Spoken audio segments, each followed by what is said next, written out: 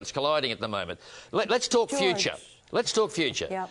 Arnie, do you think, from your point of view, as a Democrat and an Obama supporter, even though you are a critic, that it wouldn't be is it possible for America, and therefore the rest of us who have to cop the spin-off from all of that, to draw a line under 2009 and start all over again, pretend that this last 12 months didn't even happen? What's the way to go from here?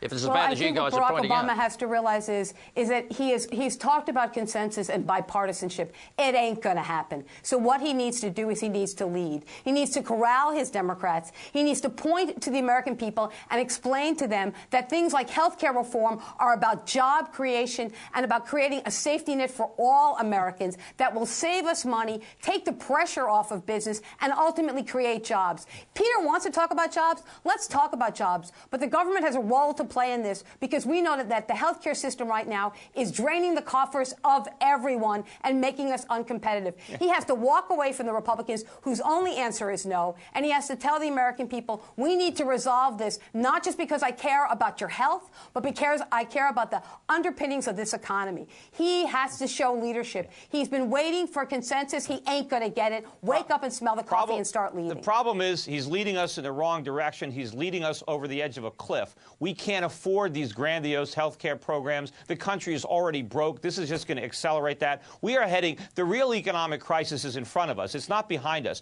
Before Barack Obama leaves office, there will be a currency crisis. The U.S. dollar will collapse, and prices in this country for consumer goods are going to go ballistic, and so will interest rates. And we're going to be living in an economy with unemployment closing in on 20% and double-digit inflation and double-digit interest rates. This is economic ruin that is coming, and it's because of the very policies that you're wanting Barack Obama to pursue. Peter, I know you're known throughout the land, and even here, as Dr. Doom, but you are stuck with him, like it or lump it, for the next 3 years. So are you suggesting, you're talking as though the US is going to go down the drain under Obama?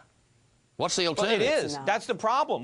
So what's the alternative? Barack Obama is pursuing the Bush agenda. That's unfortunate. And Ben Bernanke is doing exactly what Alan Greenspan did. We are repeating all the same mistakes because none of our politicians want to level with the American public and tell them the truth about the gigantic hole that their policies have placed us in. Well, we need to go back to a real economy. Can we go to the election of just the other day? Unfortunately, we've been living in a fantasy land, and we've been living off the productivity and the savings of the rest of the world. Peter? We are going, as I said, to a real economic crisis in this country that's going to make what happened in 2008 look like, the roaring 20s by comparison. George, look, the American people are disgusted. They don't trust either party. It's that somehow they think that you can turn an economy around overnight. What was left for Barack Obama were such enormous holes, and the problem with the holes were they hadn't even expanded yet when he walked into office. And so the issue right now is that he needs the time to fix it, but he needs a party that he can work with. But and frankly, he needs Republicans the holes to bigger. grow How up can too. he fix them when he's making them bigger? He is trying to get the country to spend more money. He's trying to get more credit for people to buy cars and people to buy homes. We need Americans to stop buying cars. We are broke. The problem right now, George, is that the finance industry is now not investing in the American economy. They're investing in each other. If we believe our Treasurer and our Prime Minister, we are the only Western country to have escaped the recession. Would you like to migrate to Australia? And I'm buying stocks in Australia. Truly. Well, and it's interesting. Have you addressed your health care problem that we have? I mean, I'm just wondering, has your socialism with health care undermined the Australian economy? Obviously not, Peter. Maybe you should learn from the Australians what they figured out how to do and replicate it in the United States. A lot of countries have made the mistake of socializing medicine. The problem in the United States is we've done something actually worse.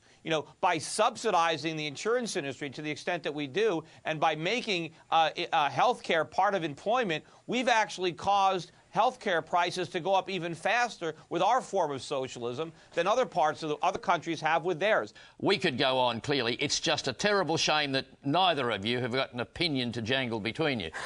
I don't know why we bothered to invite you on the program, because neither of you got anything to say for yourself.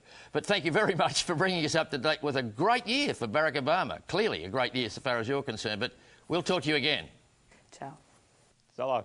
Thank you.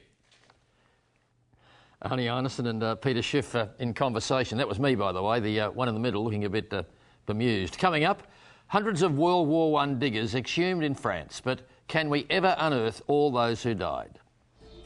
Although there was appalling loss of life literally on the spot where we're standing now, on the 19th of July 1916, you can't have a monument everywhere.